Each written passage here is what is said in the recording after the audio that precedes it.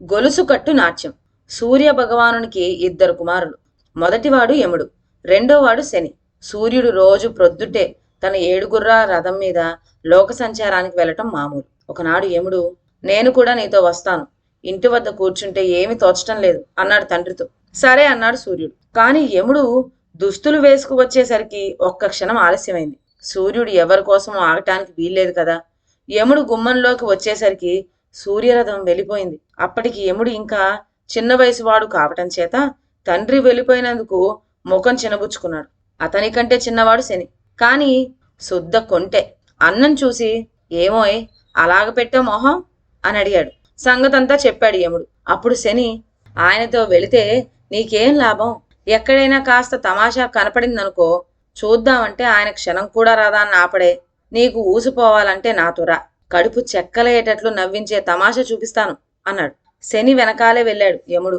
వాళ్ళు వెళ్ళి భూలోకంలో ఒక పట్నం ప్రవేశించారు. అప్పుడే తెల్లవారింది గనుక వీధిలో ఎక్కడా జనసంచారం లేదు.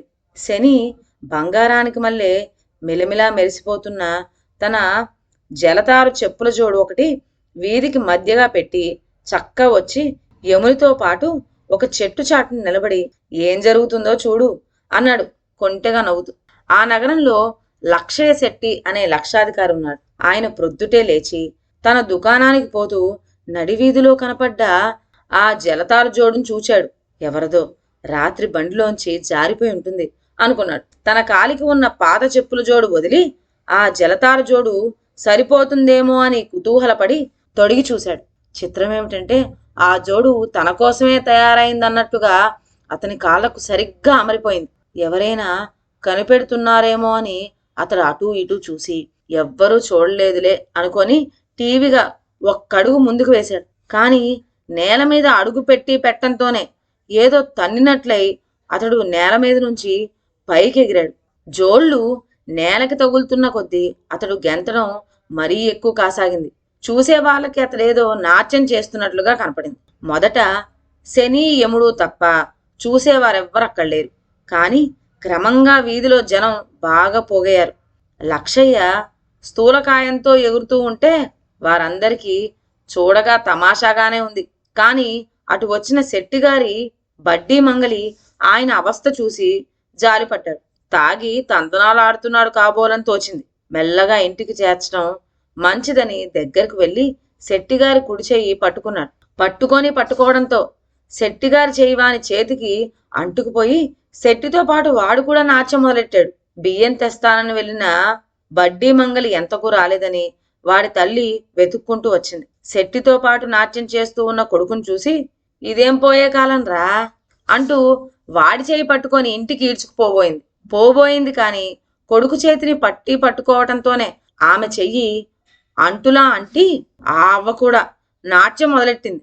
వీధిలో ఇలా జనం మోగటంతో రక్షక భటుడు ఒకడొచ్చి, ఏమిటి అల్లరి, నడవండి న్యాయాధిపతి దగ్గరికి అని గద్దిస్తూ శెట్టిగారి ఎడంచేయి పట్టుకొని లాక్కోబోయాడు.